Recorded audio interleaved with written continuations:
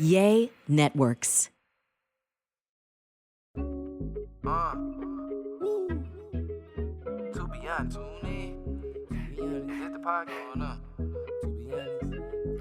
To be honest, sit down, we need to have a talk. Cornelius gon' make a point that the others don't. Them other shows sound the same, come escape the box. Expand your mind, dig into no controversial topics. He ain't scared to keep it real. Tune into this podcast, but don't be in your feelings. We gon' have a laugh, we gon' talk about some pain. Let's talk about the present situation of today. To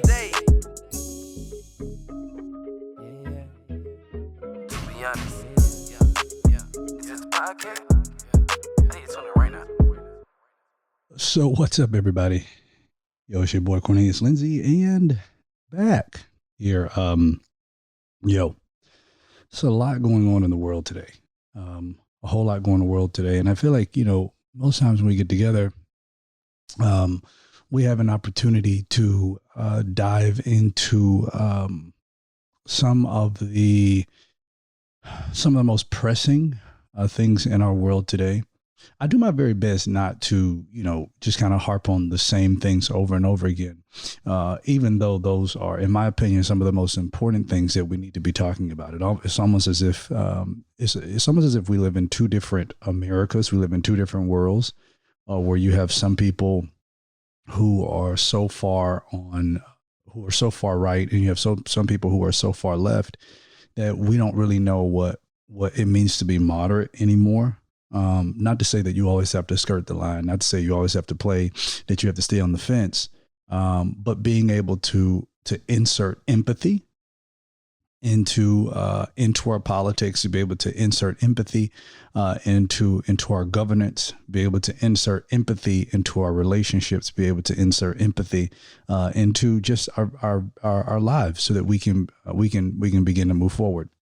One of the things I've talked about on here before so many times is the idea of dehumanization. And I wanted to kind of take some time to just kind of explain to you exactly what I mean when I talk about dehumanization, and then kind of go from there.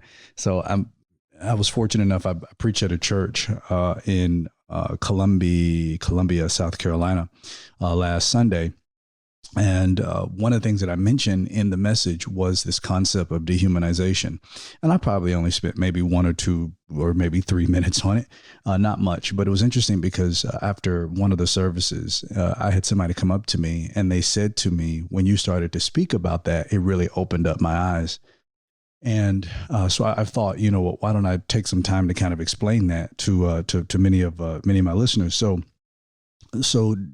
the definition of dehumanization is the process of depriving a person or group of positive human qualities. So dehumanization is stripping away your ability to be human. And when I strip away your ability to be human, then ultimately it makes it easier for me to hate you.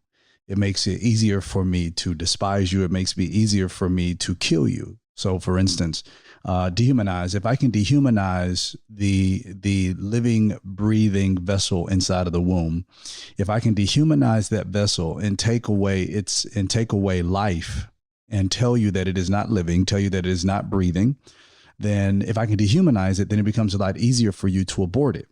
And isn't it interesting that the same method of dehumanization for the fetus is not necessarily carried over as it relates to endangered species fetuses? Like, there are some laws which state that if you were to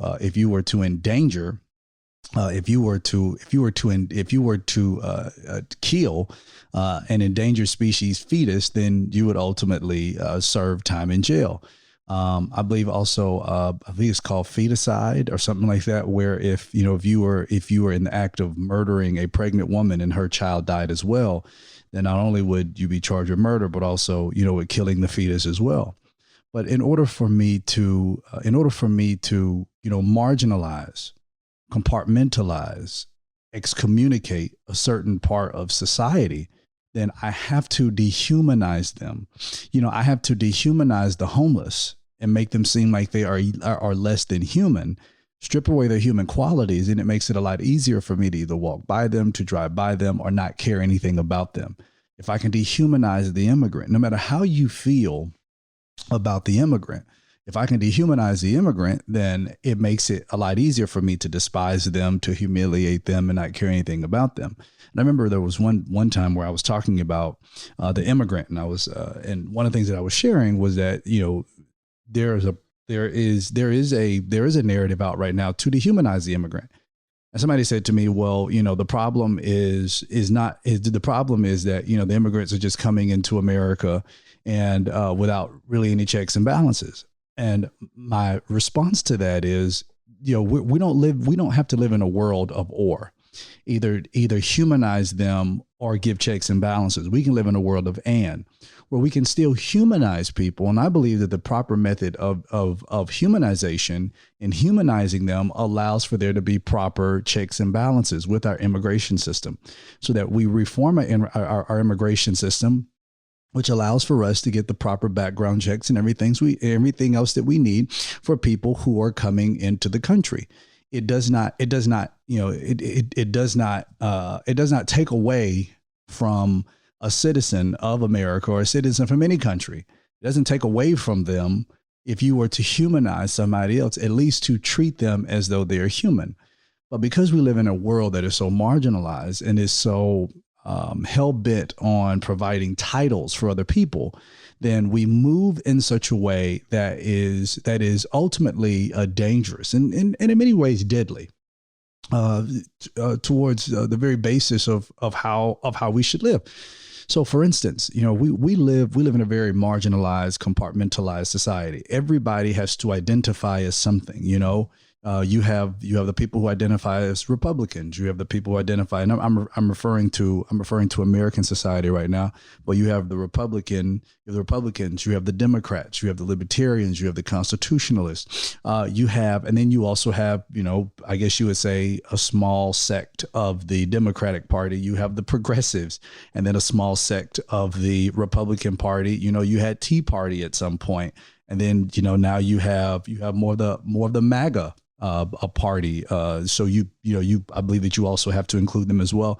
And you have all different titles that ultimately in some type of way provide some sense of idea or identity to who that person is.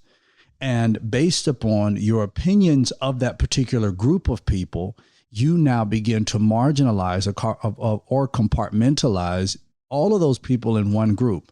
And if you truly dislike that group because you are on the opposing side of it, then you dehumanize them. That's the same thing that's happening right now with those people who end up getting chocolate. And, you know, when I'm referring to chocolate, I'm referring to the thing in the arm, the needle in the arm. You have those people who are okay with chocolate, and then you have the people who don't want chocolate. And the goal right now of the media is to dehumanize those individuals who do not want to get chocolate, and then to humanize individuals who want to get chocolate. And, you know, when you have people are mocked even today when they say, well, I want to get information. I remember I was on an airplane. We were getting ready to board, and I was hearing a conversation behind me. Yes, I was ear hustling. And this man and this woman were behind me. And the woman they were having a conversation. The woman she said, have you been vaccinated?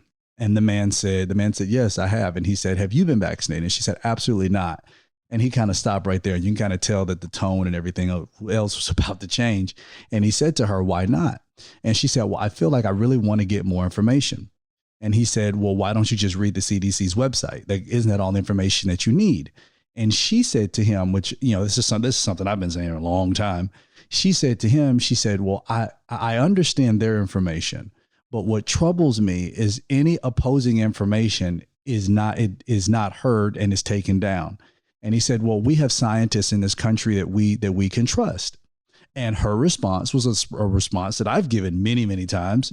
Her response was, yes, but who is paying the scientist? And you can kind of tell the tension that we were going to build there on the plane from the entire 4 hour and, 47-minute ride, where, they were very cordial at first. But as soon as this conversation came up about, taking chocolate, they were like, I don't know if I want to do that. I don't know if I want to continue to have this conversation. You could even tell that in the way of their communication, this idea of dehumanization was beginning to form. Now she is less than or she doesn't have all of her humanistic qualities. Because why? Because she has an opposing view. Because for some reason we have taken on this idea that having an opposing view means that we don't necessarily have to agree. And we don't have to agree. It is fine for having an opposing view, but I don't have to dehumanize you just because I oppose you. In fact, I learn more from people who I necessarily oppose, because I'm able to learn. I want to hear, what is your take on this? You know, why do you feel the way that you do? And then also, I'm excited in talking with somebody with an opposing view, because having your opposing view allows me an opportunity to congratulate you for being able to make the choice of having an opposing view. And oftentimes we get so pigeonholed in saying, well, I have a view and my view has to be right. My view has to be right. And that's also where we begin to mess up. Now, we have a lot of things going on in our world today. Well, I live in California, where our governor he's passed a law which states that, you know, all children from K to 12, they must get the COVID vaccine after it is FDA approved. And when people say to me, well, you know, the chocolate is FDA approved, then I tell them, you know, so is a Twinkie. So, you know, I don't know how much, you know, stake I put into FDA, but nevertheless, and then the biggest argument came up, you know, with a group of parents, dads who I know here who live in California.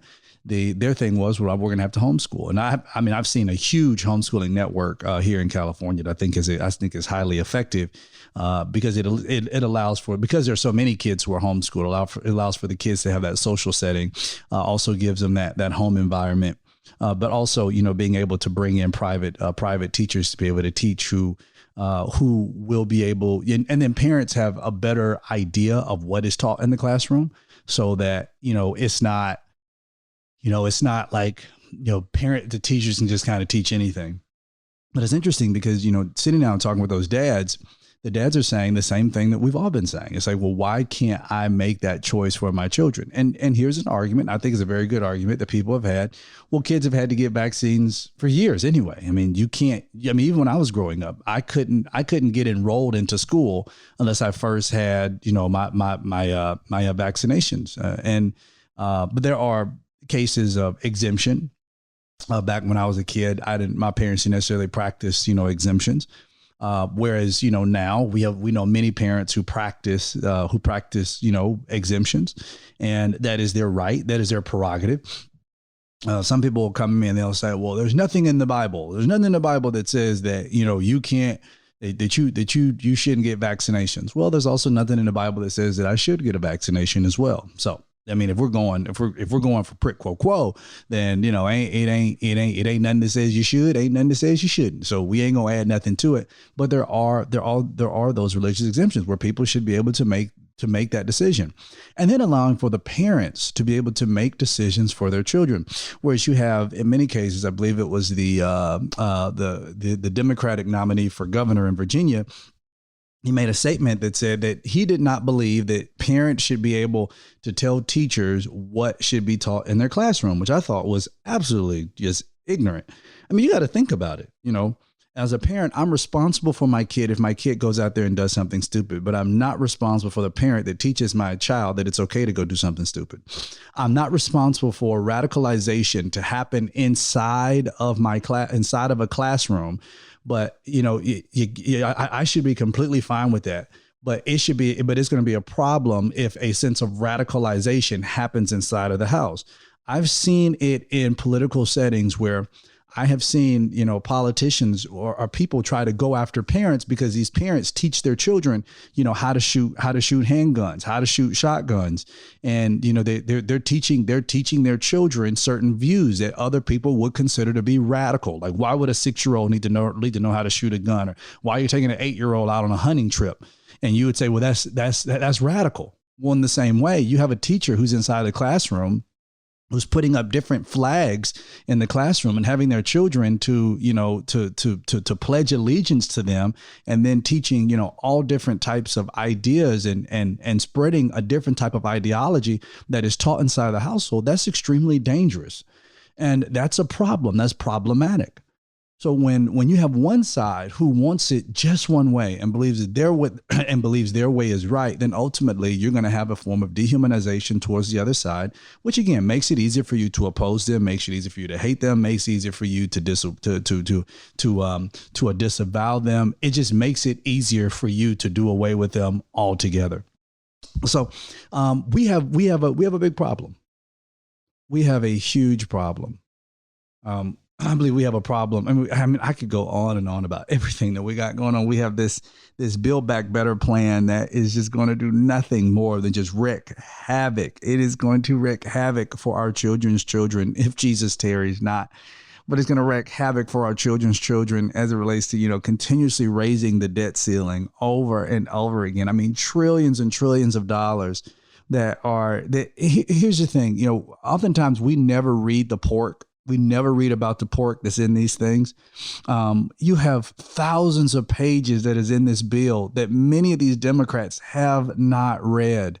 And I don't even know if we're even thinking about the future anymore. Like at some point we have to ask the question, are we intentionally seeking to destroy our country? Are we intentionally seeking to destroy our country? We're continuously raising the debt, continuously raising the debt ceiling. Not only that, y'all, we have a debt ceiling that's going up, and we're seeing inflation going up like it never has before.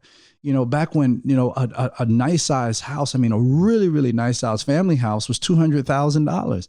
Now, you want to buy a really, really nice family house, in certain parts of the country, you're paying well over $1 million for it. Small houses, 2,000-3,000 square feet. $1 million, $1.6 million for a house. And we're trying to wonder why many millennials can't get ahead.